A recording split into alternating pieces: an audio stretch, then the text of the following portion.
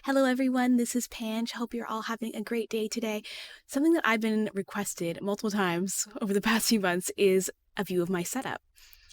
So I don't use anything super fancy, though I have accumulated various things over the years. So why don't I just give you a little mini tour of my streaming room, which sounds way fancier than it is. I'm in a basement. Prepare for some mess because I am in a basement slash storage slash craft room. I'll show you everything that I use. I'll show my monitors. I'll show the equipment that I use. And I hope that it's helpful for you if you want to start your own channel. All right, let's get started.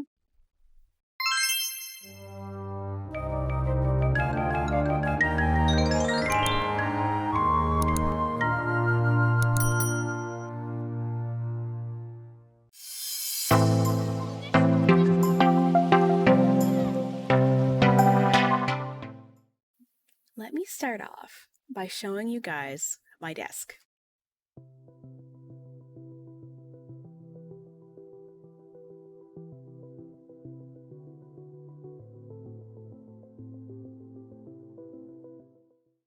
It's difficult to show you guys because it's so tight in here. I actually have a little diagram that I drew of my office space, so you can check out this image. You can see it's a little wild. Let me show you what the room looks like when you come in.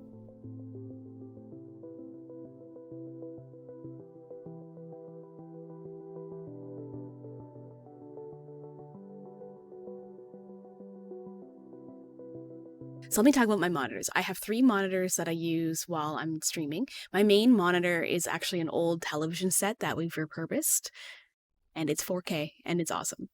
So you definitely don't need that to stream. We just happen to have upgraded our TV and we had an extra one. The left side of my monitor I use for my YouTube Studio live streaming app. And that has all of my stats about how many people are viewing, how many likes, if people have become members, and then also the stream health, whether it's laggy or not. Hopefully not. It also has my live chat in there.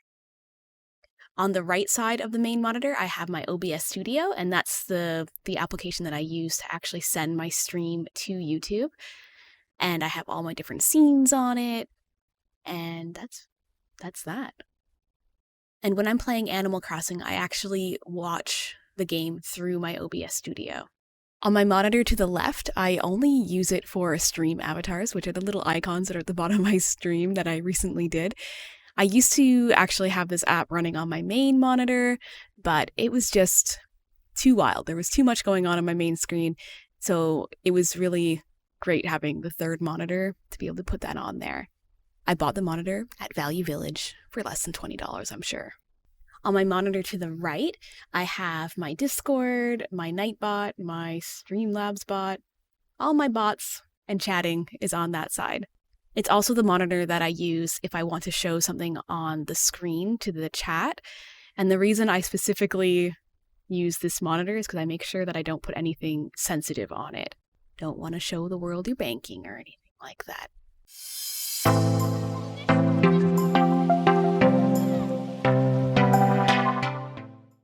For the computer itself, I don't really know too much about it. It is an 8-year-old PC, at least, and it has been upgraded a few times over the years. My husband takes care of the whole thing. I'm going to get him to come and tell you guys all about the computer because I honestly don't really have any idea. All I know is that it was pretty good at the time that he built it. We'll call it that. So I have my PC on my desktop. And then on top of my PC, I have my switch dock, and that's connected to like my HDMI to my television set and also to my capture card. So I'm using the Elgato HD60S capture card. It's been wonderful. It's a little bit pricey, but I feel like there's no real lag coming from the device to my computer, so it's been great. I don't really use the Elgato game capture software that comes with it. I just use OBS to do all my capturing. For my Nintendo Switch itself, I'm using the adorable Pokemon edition. It's so cute. I would say about 50% of the time I'm using the Joy-Cons that came with it, but then some other times I'm using the Wireless Pro controller that you can get on Amazon. Here's the link to that in the description.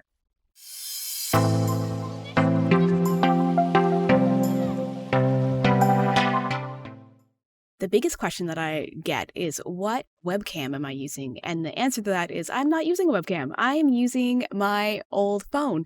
It's a Google Pixel 2. And I think the quality looks pretty good. The only reason I didn't use a webcam is because I didn't already own one, and I already own the phone, so why not? I use a program that's called I can never pronounce it. Irian Webcam, and it works a treat. I love it. Cannot suggest it more. The other thing that I get asked a lot are like, well, you're using a cell phone. How come the video quality looks pretty good? And I think the reason for that is I'm using a LUTs filter in my OBS. And there are tutorials on YouTube for how to do that. Definitely check it out. It will make your video quality looks a little more vibrant, I would say. So for my Pixel 2, I just have it on a little mini tripod.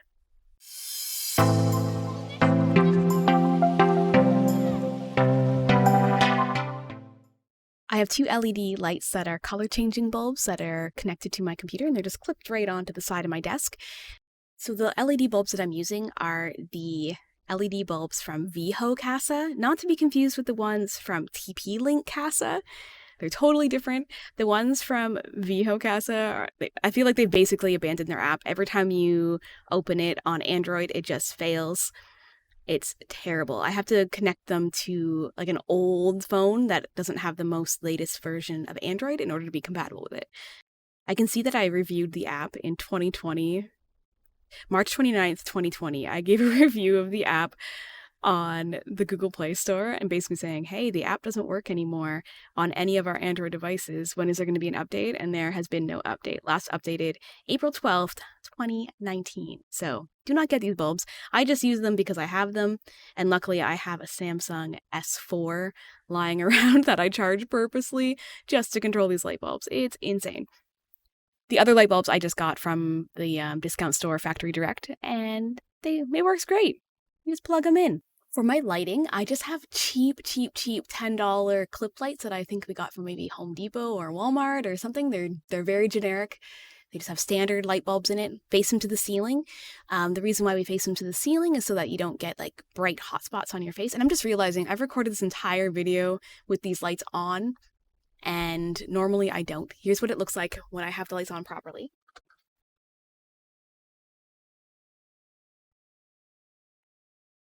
Here we go. That's my actual lighting that I use.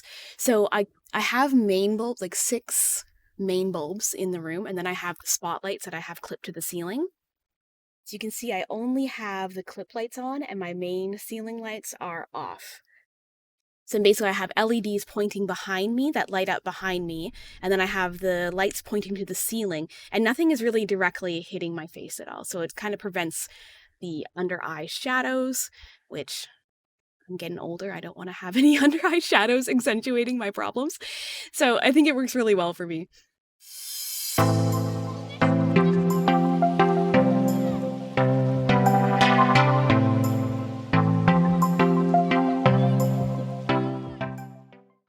So here I'm just going to give you a little behind the scenes of what my OBS software looks like. So I have a whole bunch of different scenes for different purposes, like when I'm just streaming Animal Crossing, when I'm hosting a special event, if I'm want to hide the dodo on the screen, if I want to have my husband's Switch streaming into my stream. All sorts of different scenarios come up all the time. So I basically made scenes for every single one. But let's just take a look at my main scene, for example. You can see I have a whole bunch of layers here. Most significantly, the Elgato. This is the layer that actually brings in the captured video from my Switch. So if the game was actually on, that would say, it wouldn't say no signal, it would show my game. So like this. And I have some layers for other things, like if I have a queue going. This is my subscriber. It's really kind of silly. I like to show how many subscribers I have. Flexing, I guess. So I can hide that if I don't want to show it. I have my camera itself, so of course I can just hide it if for some reason I need to hide it. This is my avatar layer, so I like to use the Stream Avatar software to make everyone have their own avatar, and it just gets pulled in as another source, as a game capture. So it's pulled in there, and if there's actually... just spawn some fake people. There we go. So there's the avatars just chilling out at the bottom, and they'll do their thing. Boop-a-doop. Yeah, I'm really a big fan of those. My overlay itself is its own layer, so that is all my borders that go around the outside, and I'm using streamelements.com to generate these. They have a whole bunch of different templates that you can use and customize, and over the last few months I keep changing things and adding new elements to it, and it works really well. I find that the software for it is a little bit cumbersome, so if you're going to use them, definitely dedicate some time before your stream. Like, don't sign up 10 minutes before your stream and expect to be finished setting up your overlay, is what I'm saying. I like to show my YouTube chat on the screen, so I have a layer just for that. It pulls in from my YouTube Studio chat box. Since I'm not streaming right now, you can't actually see anything, but as soon as I would start a stream, this would turn transparent, and it would have all the CSS that I've called in. So I pull in the chat as a browser source, so I'm basically just pulling in the browser source from my YouTube Studio, popping it in here, and then I use custom CSS to make it transparent, change the fonts, change the colors, so that it kind of blends into my stream itself. I did not code this myself. There's a website that will generate this code for you, so I'll include the website for that in the description below. RTX is my microphone layer. Actually, I haven't even talked about this microphone. I should talk about this microphone. So I'm using the Audio-Technica AT2020 USB Plus microphone. Shout out to my friend Liz who let me have hers. It's super nice, but I also use the Fifine USB one from Amazon previously, and it worked great too. I basically used the NVIDIA RTX Voice background remover software to take out all the background noise. It's kind of incredible. My computer is a little bit loud, the fans are going, and when I use this software to remove the background noise, it's incredible. Like, it's night and day if I have it on or off. Like, for example, here's me talking normally with the RTX on. Here's me talking normally, but without the RTX on. Can you believe the difference? Basically, if your computer configuration will accept this program, definitely try it out. Otherwise, there's probably some other noise suppression softwares that you can use. This is just the one that I have experience with. Some other silly stuff that I have on my overlay is, like, if I'm dreamy hunting, I just pull in an image and put who I'm hunting for. And sometimes if I'm eating food, I want to cover my cam because I just feel like my face looks weird when I'm eating.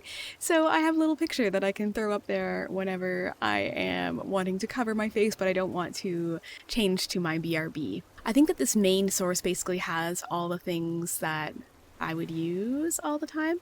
I do have some other presets for, like, if I want to show my top chatters, which basically just pulls in a display capture of my other monitor that is perfectly cropped so that it only shows my top chat when I have that website open. And yeah, it's super fun. It's pretty easy just to click this plus button on your sources and add whatever source that you need to add to your video. Another important part of OBS, I would say, is your audio levels. So sometimes you go to a stream and the background music of your game is super loud. So you'll definitely want to play with these little dials here. If your voice is going into the red, that's probably not a good thing. You're going to be clipping. So I try to keep everything going in this yellow zone for my voice, and then I try to do like 20 or so decibels below for my background noise. But you can adjust it as necessary depending on what game you're playing.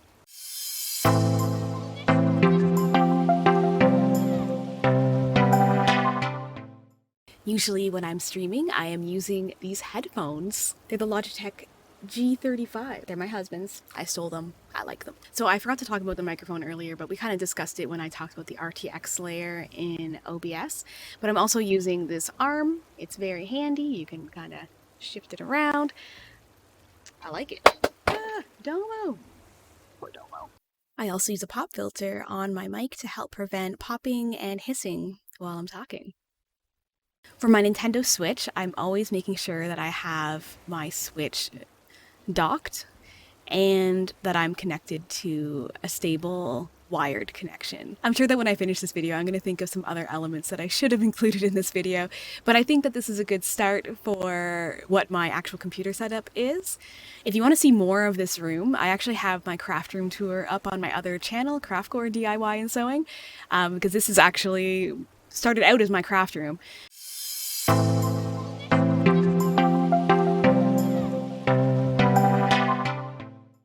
For other interesting things that I have on my desk, I have this little light box that it does not light up, but you can change the messages on it. I just think it's fun. I don't change it very often because it's a bit of a hassle to open it up and take out all the letters and all that, but it is very fun. I also have an old Intuos Wacom tablet that I never use. Poor thing is just abandoned here, but it is here for when I want to actually start drawing again. This is how I store the stylus for my Wacom tablet. Isn't it so cute? It's actually a candle holder, but it just perfectly fit the base, and like, that's where my pen lives.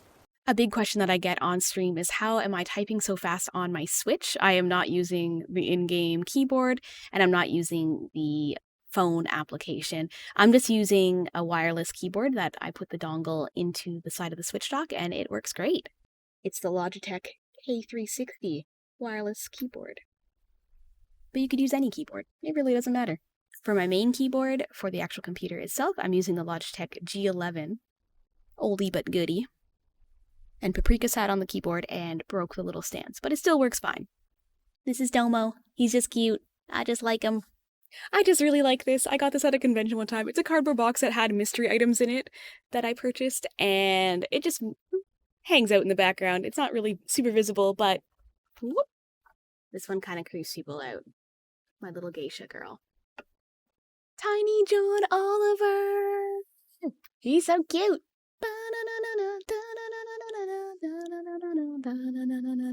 Okay, I'll stop now.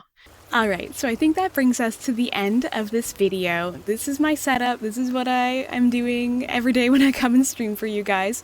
I feel like the biggest trouble that I had when I first started was figuring out all the different applications and programs that I need to open. But now I just have a bookmark list on my desktop that has them all in order, and I just go 1, 2, 3, 4, 5 and work my way through all the applications that I need to open, and it's been working for me okay now. If there's any questions that you guys have about my setup, or if you want to see anything in more detail, I know I just breezed over a lot of things, let me know in the comments and I will try to do like maybe a part 2 if there's interest. I don't know. Like, I'm not a professional streamer over here. I just do what I like over here. So, anyway, I will see you guys in the next live stream. Bye!